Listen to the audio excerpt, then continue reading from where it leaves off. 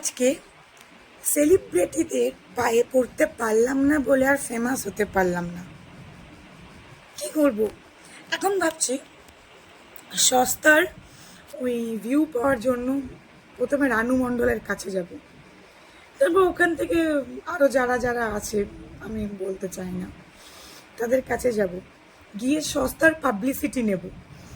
তারপরে গিয়ে আমি ফলোয়ার দেখাবো, এই দেখো আমার ফলোয়ার। তখন দেখবো যে মানুষটা অন্য কারোর কাছে লিখছে, কি লিখলো যেন আমি ভুলে গেলাম, যাই হোক সে আমার পোস্টে এমনিও এখনও অনেকে লেখে। আমার জাস্ট 34-35টা ফলোয়ার আছে। হ্যাঁ, ওর বেশি আমি বলতে চাই না, আমার নজর লেগে যাবে, ঠিক আছে? কারণ আমার তো শত্রু আমার বাড়িতেই। আমি যাদেরকে কাছের মনে করি তারাই আমার চরম শত্রু, ঠিক আছে? তাদের অন্যের হট ড্রেস দারুণ লাগে, বাট আমার হট ড্রেস খারাপ লাগে। अबे इसमें मैं क्या कर सकती हूँ, রাইট না? তো কি করব, মানে আমি মাঝে আমার যেহেতু নার্সিংয়ের দিকে বেশি ছোট, তো যার কারণে আমি এটাকে আমি সাইডেই রাখি। ইভেন অনেক শ্যুটই আমি করেছি, কিন্তু সেই ফটোগুলো আমার কাছে নেই, অর্ধেকের বেশি তো ডিলিট হয়ে গেছে। আর যা বাচ্চা কুচা আছে সেগুলো আমি স্টোরিতে দিয়েছিলাম। তো ফেসবুকে যদি 1 বছর হওয়ার পরে স্টোরি আসে, তো সেই স্টোরি থেকে আমি হয়তো কালেক্ট করতে পারবো, বাট আমি পোস্ট করিনি। যার ফলে কারণ এটা বলার পর্যন্ত ক্ষমতা হয় যে তুমি ওই কী আর আলবাল ছাল শ্যুট করো, তুমি একে দেখো, এর ইনস্টাগ্রাম দেখো এত ফলোয়ার, ওর ইনস্টাগ্রাম দেখো এত ফলোয়ার। হ্যাঁ, কিছু ঘটি বাটি লাগিয়ে নিতে হবে, মানে তাদের কথা অনুযায়ী কিছু ঘটি বাটি লাগিয়ে নেব, আর ইউনিক হয়ে যাব, লাইক উর্ফি যাদব। না, এখন রানু মণ্ডলের মতো নাইটি ডান্স করবো। ভাই, আমি যেমন এমনিতেই আমি একটা নর্মাল একটা মেয়ে, তাই তো আমি 34K নিয়ে বসে রয়েছি, প্লাস ফেসবুকে 5K, প্লাস ইউটিউব আমি তো অর্ধেক দিন খুলিই না, আর তাতেও আমার 100-র উপরে ফলোয়ার হয়ে গেছে। একটা ভিডিওতে তো 9K ভিউ আছে, জাস্ট আমার ভয়েসে। আমি ওই মানে ভিডিওটা না এডিট করেছি না কোনো কিছু করেছি। তো এবার তুমি ভেবে থাকো আমাকে ঘটি বাটি পড়তে লাগে না, সিরিয়াসলি আমি ঘটি বাটি পড়ি না, আমি এমনি এই আমার কথার ছলেই এতগুলো ভালোবাসা পেয়েছি। আমি আমি কাউকেই বলবো না যে আমি অনেক বিশাল কিছু করে ফেলেছি, বাট আমি অনেকটা ভালোবাসা পেয়েছি। এই মানুষগুলো আমাকে ভালোবাসে বলে, আমাকে সাপোর্ট করে বলে, তারা আমাকে কিউট বলে আমি ইন্সপিরেশন পাই যে না চলো ঠিক আছে। আর আমি ভালোবাসি, সব থেকে বড়ো কথা আমি ভিডিও করতে ভালোবাসি। আমার কাছে পপুলারিটিটা মেন নয়। হ্যাঁ, তবে আমি বাকি 10 জন যেমন ভিক্ষা চাই openly, do follow, do subscribe, do comment, এই ভালো লাগলে ফলো করে দাও, বাট এগুলো আমি বলতে পারি না। কারণ আমি একটা ছোটো মোটো, আমি ইউটিউব পারি না, তার কারণ হচ্ছে আমি এডিট করতে পারি না। আরও 10টা-5টা মেয়ে ছেলের মতো যারা যেমন স্ক্রিপ্ট বানায়, এডিট করে, আমি পারি না। আমি নিজের ভয়েসেই কথা বলি, এই যে যখন এখন যেটা বলছি, লাইক মমতা ব্যানার্জি, ভুলটুল নিও না, তিনিও তার মন থেকে যেটা আসে সেটাই বলে ফেলে, পরে ভাবে যে আমি এটা কেন বললাম। তো আমিও সেম, আমি প্রথমে বলে নিই, আমার তার জন্য স্ক্রিপ্ট মুখস্থ করতে হয় না।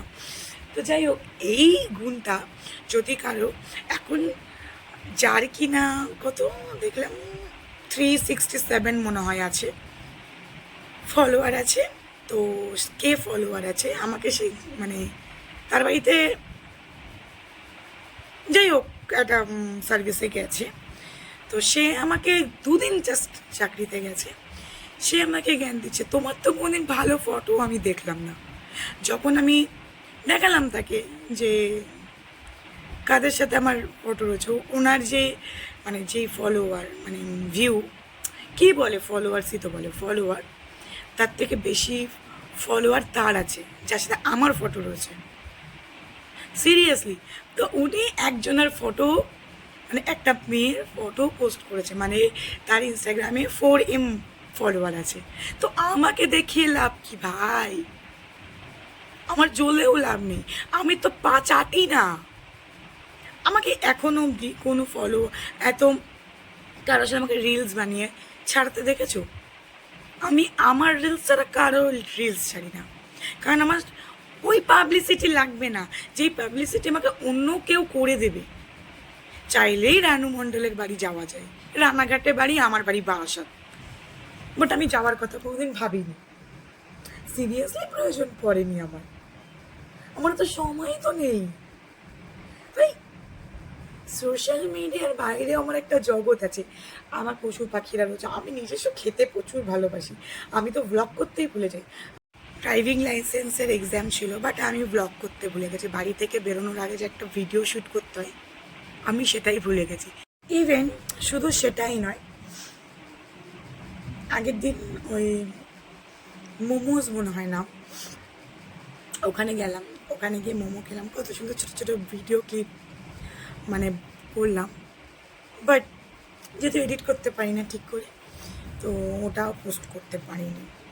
তারপরে শেষে ফটোগুলোকেই পোস্ট করলাম। তো আমার দ্বারা কখনো দারুণ কিছু ভিডিও হবে না। তো আমাকে কোনো সেলিব্রিটিকে দেখিয়ে, যারা কিনা যাই করে উঠুক সেটা তাদের ব্যক্তিগত ব্যাপার হয়েছে, তাদেরকে দেখিয়ে আমাকে জ্বালানো অতটা সহজ হবে না হয়তো। তো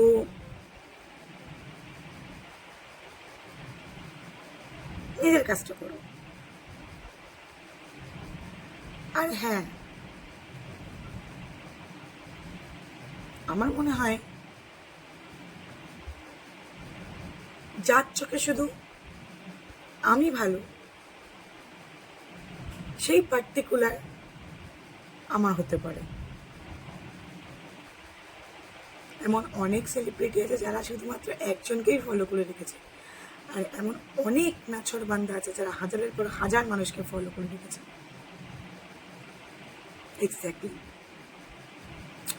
তো আমি হাজার জনের ভিড়ে কখনোই থাকতে চাই না। আমি আমার স্পেশাল পার্সনের কথা বলছি, আমি সবার কথা বলছি না অবভিয়াসলি। তো আমি হাজার ভিড়ের মাঝে আমার স্পেশাল পার্সন চাই না।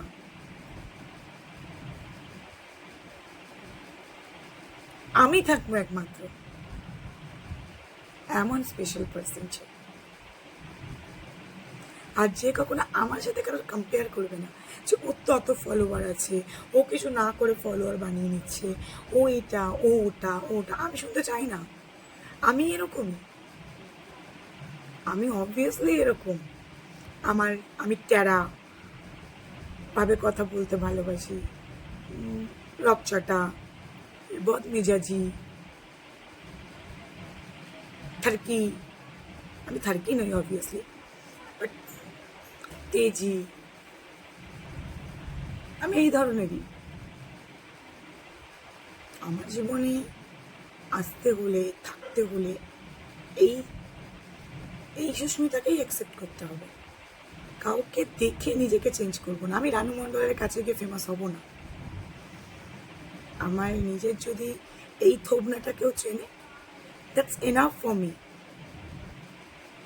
এখন ঘটি বাটিও পড়বো না, যাই হয়ে যাক। এনিওয়েজ, আমি যেমন আছি আমি ভালো আছি। এমন করে যদি কেউ আমাকে অ্যাকসেপ্ট করতে পারো, আই এগ্রি, বাট না পারলে ইটস ওকে, আমি এরকমই ঠিক আছে।